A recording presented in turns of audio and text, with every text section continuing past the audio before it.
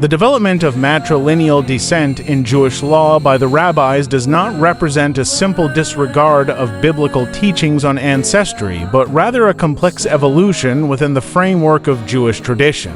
Here's a detailed exploration of how this transition occurred and why it was accepted within Rabbinic Judaism. Patrilineal traditions.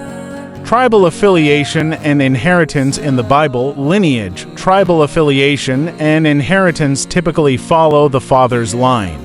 This is evident in the tribal divisions among the sons of Jacob, Israel, and the distribution of land based on paternal lines. Examples of lineage genealogies in the Bible often emphasize the father's lineage, as seen in numerous passages tracing descendants through the male line, for example, Genesis 5:10-11. Rabbinic development and matrilineal descent. Rabbinic interpretation. Oral law. Rabbinic Judaism places significant emphasis on the oral law Mishnah and Talmud as the authoritative interpretation and application of the Torah. The rabbis believed that the oral law was also given by God to Moses and was essential for understanding the written Torah, evolving law. The principle of matrilineal descent was not explicitly stated in the Torah but was developed by the rabbis to address practical and social needs. Practical considerations. Certainty of maternity. One practical reason for the matrilineal principle is the undeniable certainty of maternity compared to paternity, which can be uncertain, especially in ancient times without modern genetic testing.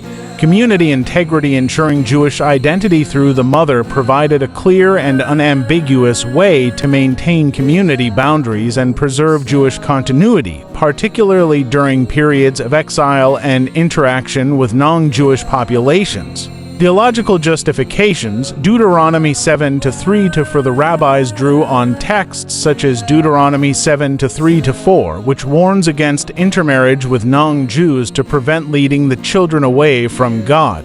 This concern for the religious upbringing of children can be seen as supporting matrilineal descent, as mothers were traditionally primary caregivers and educators in the home. Reconciliation with biblical tradition. Complementary roles. Patrilineal tribal identity. While the Bible emphasizes patrilineal descent for tribal affiliation and inheritance, the rabbis focused on matrilineal descent to ensure the religious and communal identity of the Jewish people. Legal and social needs. The shift to matrilineal descent addressed the need for clear and enforceable rules for Jewish identity in a changing and often hostile world.